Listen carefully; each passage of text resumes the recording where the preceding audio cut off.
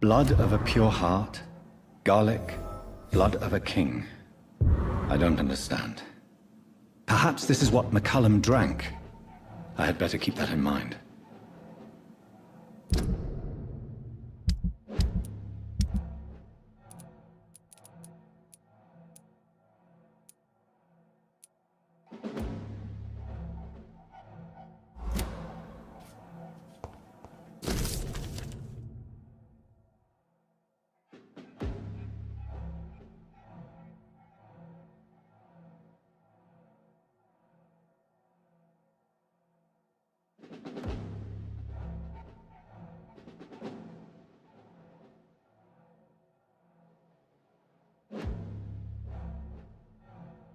I should find the key to that box.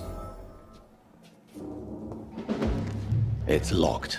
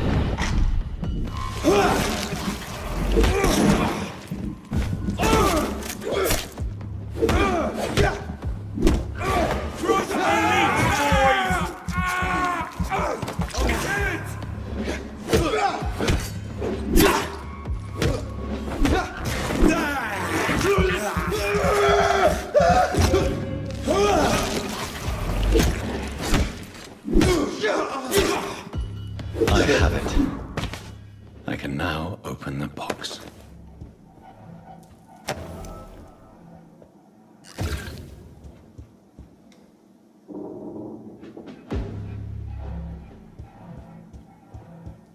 Be strong, brothers! Have faith, brothers!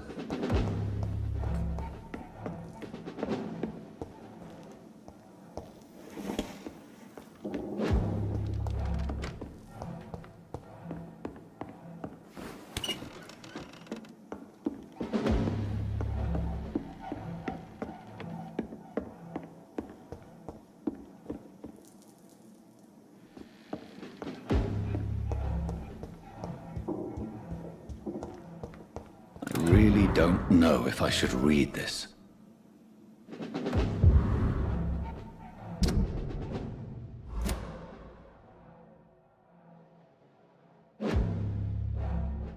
I can't believe it.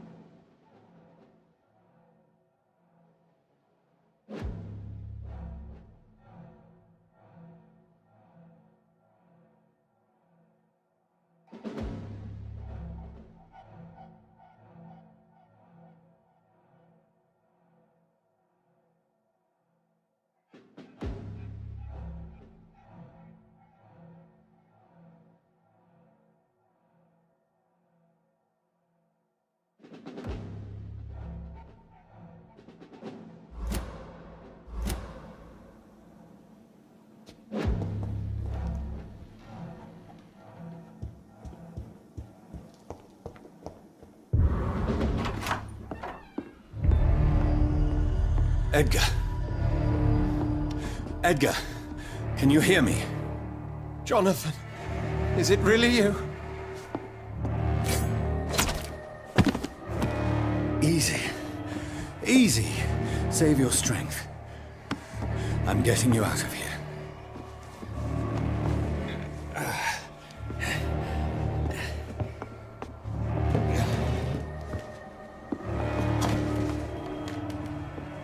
Don't try to spare me. As a physician, I know all too well when it's too late. Punctured lung, broken ribs, and internal bleeding. An accurate diagnosis, wouldn't you say? Edgar, what happened? They wanted me to confess. Beat me black and blue. Geoffrey McCullum ambushed me at the Pembroke Hospital. He was convinced you and I were responsible for the Skal epidemic. I never imagined that self-righteous fanatic would dare to attack us in the open. What became of him? To prove him wrong, I let him go. Really? You sure that was the wisest course of action? Time will tell. The most intriguing part of his accusation was that you and I were the pawns of some ancient vampire. William Marshall. Yes, they tortured me to make me confess the same nonsense.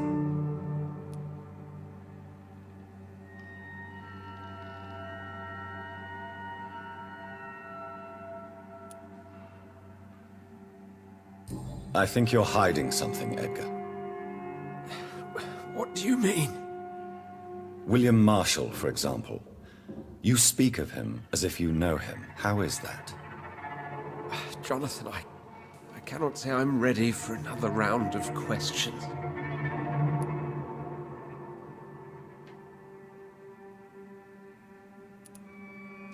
What can you tell me about William Marshall? Not much. History paints the story he was the greatest knight who ever lived. Amongst the immortals, he had a yet greater legend.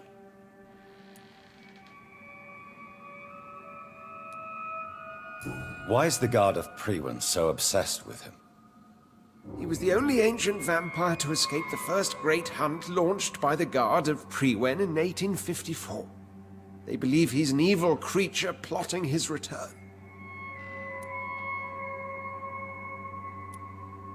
Why would he deserve such a reputation? I cannot say. The Brotherhood of St. Paul's Stole has next to no intelligence on him. All I know is that he's supposed to be the oldest of all the British vampires.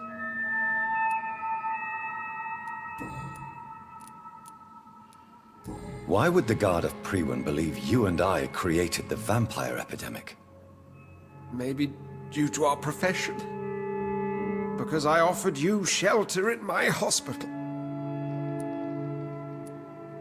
While investigating the epidemic, I read some of McCullum's findings. I think you have some explaining to do. I have nothing to hide, Jonathan. Nothing at all. Do you remember when we suspected Sean Hampton of killing Harriet Jones? Yes. The terrible episode that came as a shock to us all. Harriet Jones faked her own death. When I found her in the sewers, she confessed she wanted everybody to pay for what happened to her. That woman was extremely bitter, full of hatred and festering anger. Do you know Doris Fletcher's real name? No, I'm afraid not. Her real name was Doris Jones. She was the daughter of Harriet Jones. What do you want me to say, Jonathan?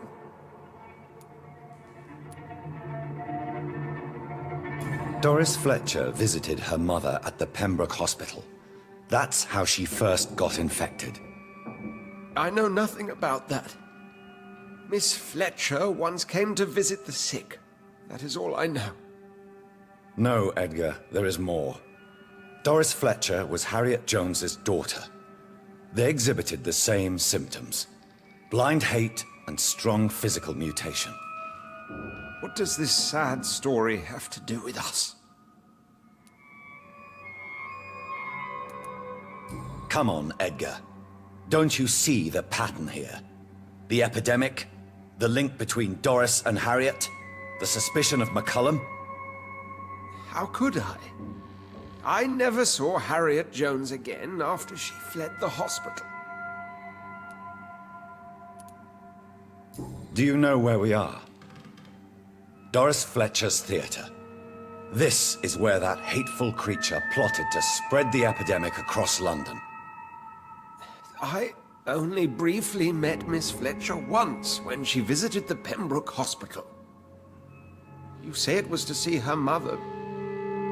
She seemed like such a sweet and graceful woman. My point exactly. The disease turned her into a bitter soul, driven by vengeance just like her mother. A symptom of all the infected patients. Certain diseases are known to produce similar effects. Rabies, for example. And rabies is not the devil at work. Doris and Harriet shared more than a hidden family bond. They were the embodiment of the epidemic and are linked to the Pembroke Hospital. Come on, Edgar, this is no coincidence. I swear I'm at a complete loss. All I did was administer vampire blood to cure old Harriet. There was no evil plan, no diabolical plot. You did what? I tested the regenerating and healing properties of vampire blood on Harriet Jones. My only intention was to find the cure for influenza, I swear. Whose blood did you use? William Marshall's? Mine? Lady Ashbury's. While transfusing her with human blood, humanely appeasing her hunger, I also kept samples of her blood for my research. You used her blood on Harriet Jones? My God, Edgar, that's unethical. You betrayed 2 of your patients at the same time. Right, I admit it. I boldly ventured into experimental realms, but I've killed no one to appease my thirst for knowledge, Jonathan.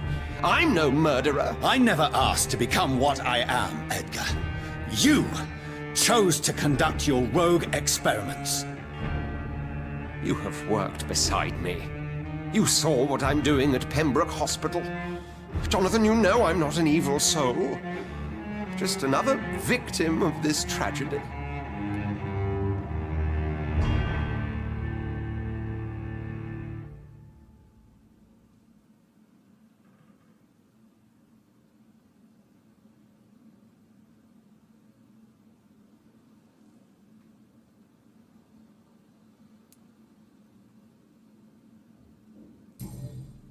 Yes, Edgar, you're about to die.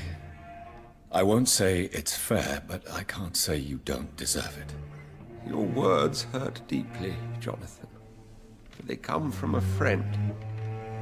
I helped you, remember? Yes, I remember. The second I saw you in that bar, I knew we would accomplish great things, you and I. I thought you were a vampire, till you brandished that cross.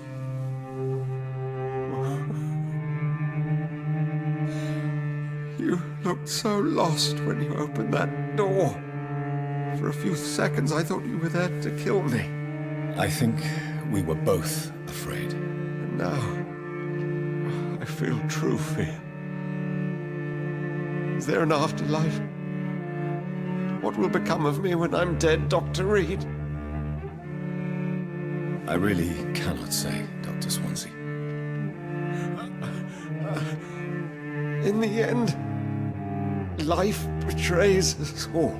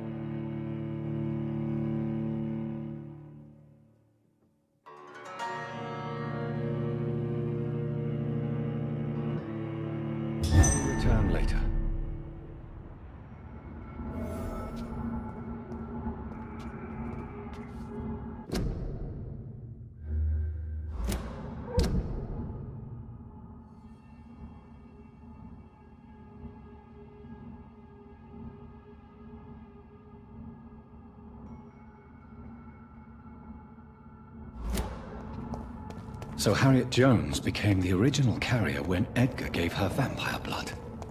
I must tell Elizabeth.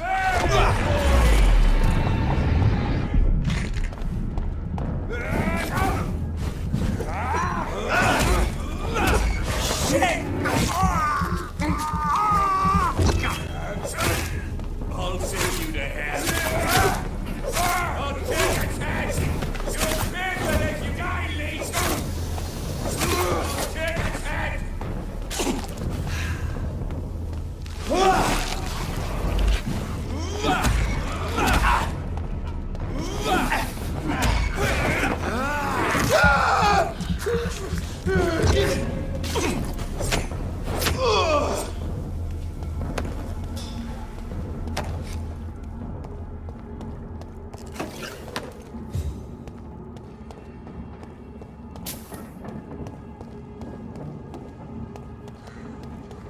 Over there!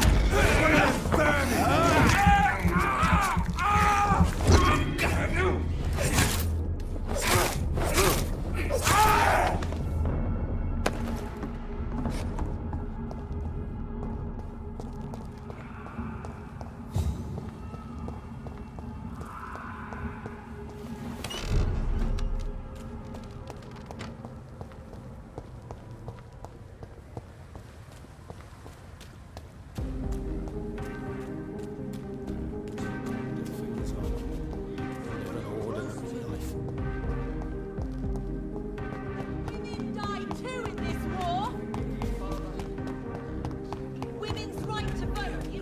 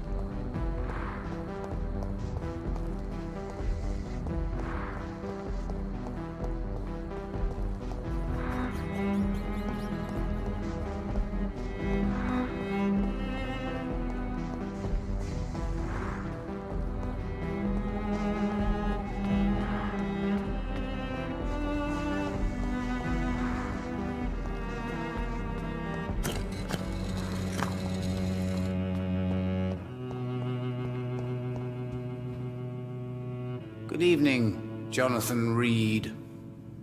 Can I help you in any way? Have you any news concerning Aloysius Dawson? You unburdened his heart and cleared his mind. A most elegant solution, I must say, Jonathan.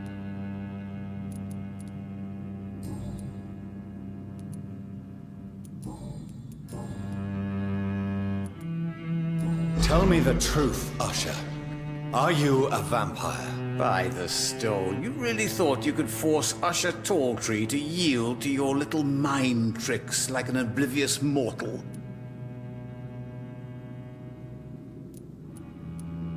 Why can't I force you to answer me then? I'm the primate of St. Paul's Stole. It comes with certain advantages, like accessing the greatest library in the country and avoiding answering certain questions. So, are you or are you not a vampire? As a brilliant man once said, to be unambiguous could only be to one's own detriment.